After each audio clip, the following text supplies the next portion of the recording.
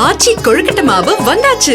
ஆச்சி கொழுக்கட்டை மாவிற்கு கொழுக்கட்டை அச்சை கேட்டு வாங்குங்கள். அண்மையில் மாரி செல்வராஜ் இயக்கத்தில் திரையரங்குகளில் வெளியான வாழை திரைப்படம் இயக்குநர்களின் வரவேற்பை பெற்றுள்ளது. பிரிவியூ காட்சியை பார்த்து இயக்குனர் பாலா, நடிகர் சூரி ஆகியோர் மாரி செல்வராஜிற்கு முத்தம் கொடுத்தனர். மேலும் மணிரத்னம், பாரதி ராஜா, சங்கர் போன்ற பிரபல இயக்குநர்களும் மாரி செல்வராஜை பாராட்டி வாழ்த்து தெரிவித்தனர். மாரி ஒரு பெரிய இன்ஸ்பிரேஷனல் ஃபிகராக மாறுறாரு. Not just as a filmmaker, just as a human being, ஒரு பர்சனா நம்ம எல்லாருக்குமே ஒரு மிகப்பெரிய இன்ஸ்பிரேஷனா மாறுறாரு.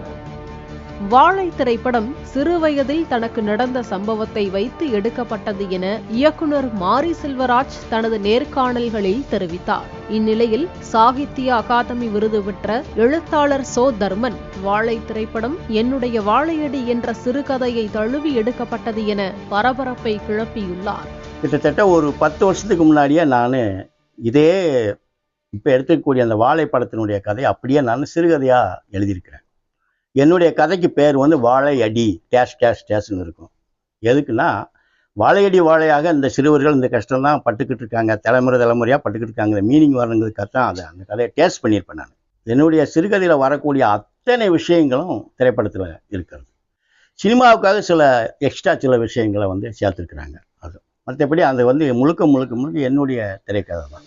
இது குறித்து எழுத்தாளர் சோ தர்மன் தனது முகநூல் பக்கத்தில் 10 ஆண்டுகளுக்கு முன்பு நான் எழுதிய வாழையடி என்ற சிறுகதையை வைத்து வாழை படம் எடுக்கப்பட்டிருப்பதாக நண்பர்கள் கூறிய பின்னர்தான் படத்தை பார்த்ததாகவும், வாழை படத்தில் வரும் கதாபாத்திரங்கள் என் சிறுகதையிலும் இருப்பதாக தெரிவித்துள்ளார். மேலும் வாழை வாழவும் வைக்கும், தாழவும் வைக்கும், ஆனால் என்னை வாழை வாழ வைக்கவில்லை என்று குறிப்பிட்டு சிறுகதையின் லிங்கை எழுத்தாளர் சோ தர்மன் பகிர்ந்தார்.